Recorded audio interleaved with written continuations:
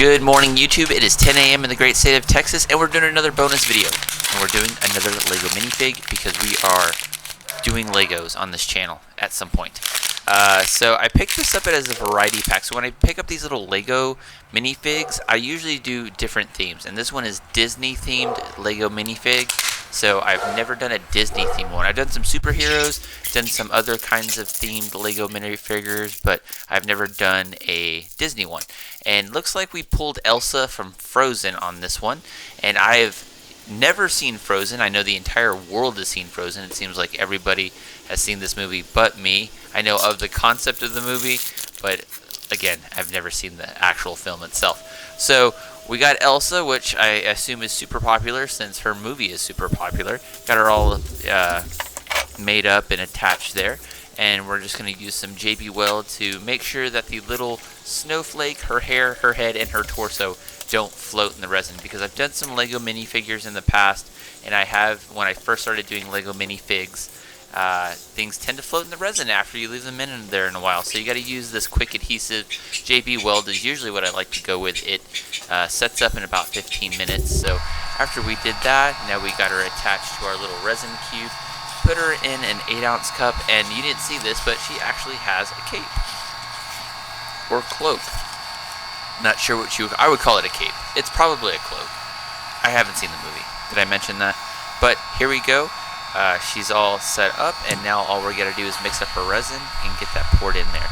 And we're using East Coast resin on this project. If you saw my last minifig that I did, which was the Green Lantern one, I had a little bit of trouble with the resin, but this one went a lot smoother, had a lot better casting with this one. 4.5 hours in the pressure pot, and here we are. Got Elsa all nice in the resin. Snowflake is attached. The hair, unfortunately, kind of floats a little bit, but you can barely tell. But the cape came off of her torso, and it floats. So super concerned about that in the project. But you'll be surprised, it actually turns out pretty good. So once we got that all ready to go, now we just got to put it on the lathe and get this turned down. So if you saw the last one I did, the little Green Lantern figure that I did, you know that the cup adheres. So I don't use mold release, even though I really should. And I learned my lesson in the last minifig that I did. So I know to really watch my hands and kind of expect that slapping motion. However, this one went a little bit smoother. Didn't get slapped as hard, but it kind of did shock me there. But I knew what to expect because I haven't done these little minifigs in a while. But here we are, just getting that superficial layer off, making everything nice and cylindrical, so we can go ahead, flip it on the chuck, and make a tenon, so we can get everything into our nice dome shape that we like. So we're just flattening everything out, coming in with the square carbide tool, just getting everything kind of flattened out there on the bottom. A lot of this epoxy we're not going to use or set up, but we're getting good ribbons off of it, already getting good shavings. So I know that the casting of the resin went really well. So now all we're going to do is flip it over, just like so. Whoop! There it is. Flipped over, and then we're just going to get that superficial bottom off. And like I said, we're going to make a tenon. A tenon. You'd be surprised how many people in the comments will comment that I'm not pronouncing things right, or whatever. But yeah, thank you for the tips, and I will keep that in mind going forward in the future. It's a tenon, so we're making a tenon, so we can flip this on the chuck and then really just start the process of molding this the way that we want to. So again, flip it there on the chuck, and boom, now we are ready to go. Tailstock is in there, and people might be asking me why at this point I'm using the tailstock. So my lathe is almost 4 years old now, so what happens is you just got to stabilize it, because what I've noticed a lot of the time, even though you have it in the chuck jaws tied down really good, what I've noticed sometimes in the past that if things are super unbalanced and you hit it with a chisel, things tend to fly off the lathe. So that's why I like to use the tailstock when I'm just really shaping the end of it. And you can see here we're getting a nice good dome shape out of it. These are usually really easy projects. Like once you put something in an 8-ounce resin cup, as long as the casting of the resin is good, these usually go pretty good. And I'd like to do these. These are super simple projects, but I get a lot of enjoyment out of them because they're so simple. Sometimes the simple stuff, the quick stuff, is a lot more enjoyable, especially when you kind of, not become a master, but you're very comfortable, making these little dome shapes. And I've done some other ones like this, again, like I said, in the past. And this one set up really nice.